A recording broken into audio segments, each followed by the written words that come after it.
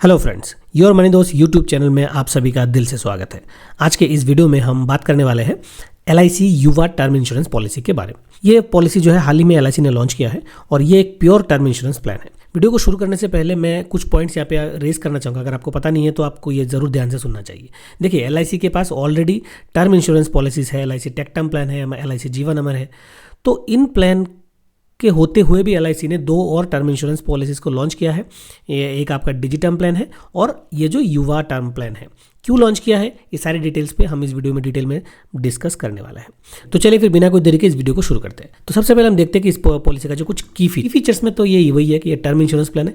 आपको यहाँ पे दो ऑप्शन दिया जाता है, लेवल सम एश्योर्ड और इंक्रीजिंग सम एश्योर्ड। ठीक है, बाकी जो चीज़ें flexibility to payment, special rates for women, attractive आपका जो सम एश्योर्ड का रिबेट है, वो सारा लगभग हर पॉलिसी में रहता है। स्मोकर और नॉन स्मोकर के लिए जो बेनिफिट्स है वो सारा चीज़। ठीक है, नेक्स्ट आता है आपका एलिजिबिलिटी क्राइटेरिया। तो एलिजिबिलिटी क्राइटेरिया में भी मैं वही बोलूँगा, पॉज करके आप सारे डिटेल्स एक बार पढ़ लीजिए।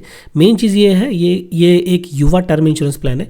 मतलब इसमें एक एज का आपका फैक्टर लगा दिया गया, 18 साल से 45 साल की उम्र तक के लोग ही इस पॉलिसी को परचेस कर सकते हैं। मैच्योरिटी जो है वो आपका 75 ईयर्स मैक्सिमम है। बाकी minimum sum assured, maximum sum assured, ये सब आप देख लीजिए।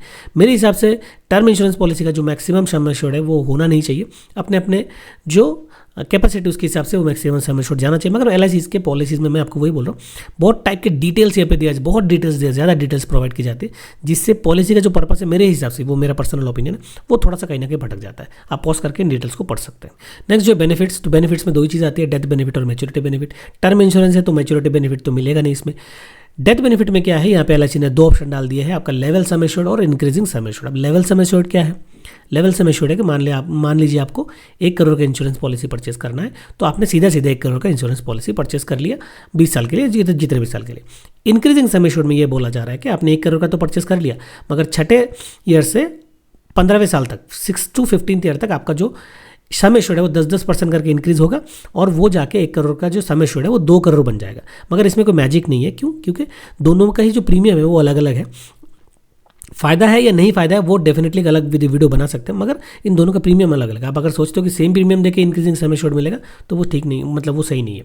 ठीक है, तो LIC ने ये दो ऑप्शन रखा है। अगर आप देखोगे तो काफ़ी सारे, इनफैक्ट ज़्यादातर पॉलिसीज़ में LIC इस तरीके का डेथ बेनिफिट भी रखता है। ठीक है, और इस पॉलिसी से रिलेटेड काफ़ी सारे और भी डिटेल्स है, जैसे कि मैं आपको बोलता हूँ कि बहुत सारे डिटेल्स है, सरेंडर बेनिफिट्स, रिबेट्स, ये वो, तो वो सारा ब्रोशर में बहुत अच्छी तरह से समझाया गया है। उसका लिंक मैं डिटेल में दे दूंगा, आप चाहे तो वहाँ से पढ़ सकते हैं। अगेन मैं आपको ये बोलूँगा कि इनमें से किसी भी पॉइंट में अगर आपको लगता है कि कोई डाउट है कोई एलिजिबिलिटी में, की फीचर्स में, वीडियो के नीचे कॉमेंट कीजिए, मैं उस पर आपको आंसर करके हेल्प ज़रूर कर दूँगा। ठीक है, अब आते हैं हमारे मेन पॉइंट पे, जिस पे मैं बात करना चाहता हूँ कि क्या आपको ये पॉलिसी परचेस करना चाहिए या नहीं करना चाहिए।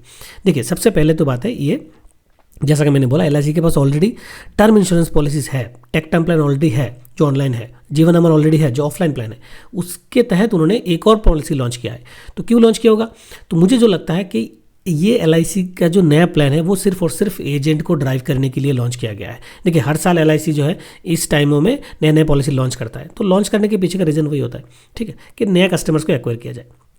और ये policy offline term insurance plan है, इसमें अगर आप कैलकुलेट करके देखोगे तो ऐसा कोई खास डिफरेंस है नहीं। प्रीमियम ऐसा नहीं कि बहुत ज़मीन आसमान का फ़र्क हो जाता है, थोड़ा सा प्रीमियम डिफरेंस है। और वो कहाँ जा रहा है, वो डिफरेंस आप देख सकते हो, वो शायद LIC के जो एजेंट्स हैं उनके पास जा रहा है। तो मुझे लगता है कि ये सिर्फ और सिर्फ एजेंट को मोबिलाइज करने के लिए, बाकी एज ए मतलब कस्टमर एंड यूज़र हमारे पास ऐसा कुछ एक्स्ट्रा बेनिफिट नहीं है। अगेन, मैं पर्सनली ऑफलाइन पॉलिसीज़ के मतलब सपोर्ट नहीं करता हूँ। हमें ऑनलाइन पॉलिसीज़ पे ज़्यादा फोकस करना चाहिए। अगर आपको नया पॉलिसी खरीदना है तो आप LIC डिजिटर्म प्लान को देख सकते हैं, या फिर जो पुराना टेक टर्म प्लान है उसको भी देख सकते हैं। उनमें से जो भी अच्छा लगे आप ले सकते हैं। अगर आपको LIC का ही टर्म इंश्योरेंस प्लान लेना है, अगर आप प्राइवेट प्लेयर्स पर लेना चाहते हो तो मार्केट में और भी ऑप्शन है जहाँ पर आपको सेम सम एश्योर्ड के लिए आपको काफ़ी सस्ता प्रीमियम भी मिल जाएगा।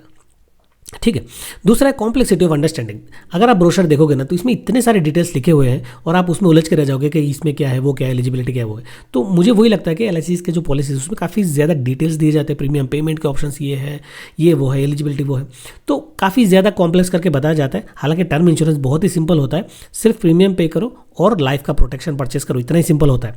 उसमें आज की डेट में definitely different types of term insurance plan आ गए, क्योंकि काफ़ी सारे लोगों को रिटर्न नहीं मिलता बोल के एक डाउट रहता है। तो वहाँ पे उन लोग उस टाइप के कस्टमर्स को अट्रैक्ट करने के लिए different types of term insurance policies आते हैं। ठीक है, तो मुझे ये मेरा पर्सनल ओपिनियन है।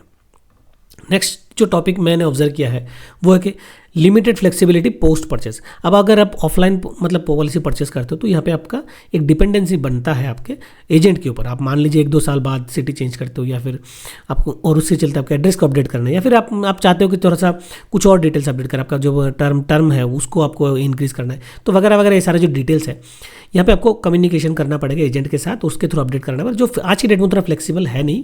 क्यों? क्योंकि आज का ज़माना टेकी ज़माना है, हम हर चीज़ मोबाइल में खुद से करना पसंद करते हैं। उस मामले में मुझे लगता है थोड़ा सा लेस फ्लेक्सिबिलिटी है ऑफलाइन टर्म इंश्योरेंस में। नेक्स्ट जो है वो market competition.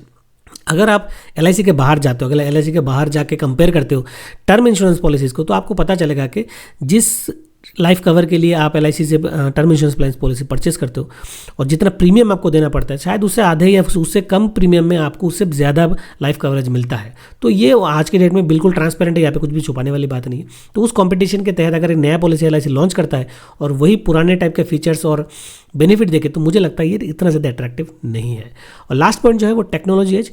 Definitely digital platform या फिर डिजिटल दुनिया में, ऑनलाइन दुनिया में आज की डेट में मैं बोलूँगा कि अगर आपको टर्म इंश्योरेंस लेना है तो आप ऑनलाइन टर्म प्लान को प्रेफर कर सकते हैं। यहाँ पे आपके पास LIC का टेक टर्म प्लान है, LIC का ही डिजिटर्म प्लान है, उसको भी आप कंसिडर कर सकते हो अगर आपको LIC में ही रहना है। क्यों? क्योंकि ऑनलाइन जब आप पॉलिसी परचेस करते हो ना, तो वो सारा डेटा आपको खुद फिलअप करना पड़ता है, जो कि बहुत इंपॉर्टेंट है इंश्योरेंस पॉलिसी परचेस करते टाइम। वो अवेयरनेस बहुत ज़रूरी है, आप क्या फिल कर रहे हो ज़रूरी है। एट द सेम टाइम आपको डिस्काउंट मिलता है प्रीमियम में, क्योंकि वहाँ पर ब्रोकर का कोई इन्वॉल्वमेंट है नहीं, तो वो आप वहाँ पर आपकी सेविंग होती है। ठीक है, तो ये कुछ पॉइंट्स मैं कलेक्ट किया हूँ इस पॉलिसी को रिव्यू करने के लिए, और ताकि मैं आपके सामने कुछ फैक्ट्स रख सकूं कि क्या आपको LIC युवा टर्म प्लान इंश्योरेंस परचेस करना चाहिए, क्या ये एक बेहतर टर्म इंश्योरेंस प्लान है। तो ये मेरे कुछ पर्सनल ओपिनियंस है जो मैं आपके सामने रखना चाहता था। ठीक है, तो इस वीडियो में बस इतना ही। अगर आपको ये वीडियो पसंद आया है तो उसको लाइक और शेयर जरूर कर लीजिएगा। इस पॉलिसी से रिलेटेड अगर आपका कोई भी डाउट है या फिर टर्म इंश्योरेंस से लेकर कोई भी डाउट है, तो डेफिनेटली वीडियो के नीचे कॉमेंट करके आप मुझे जरूर बता सकते हैं। चलिए फिर मिलते हैं नेक्स्ट वीडियो में, तब तक के लिए take care and good bye.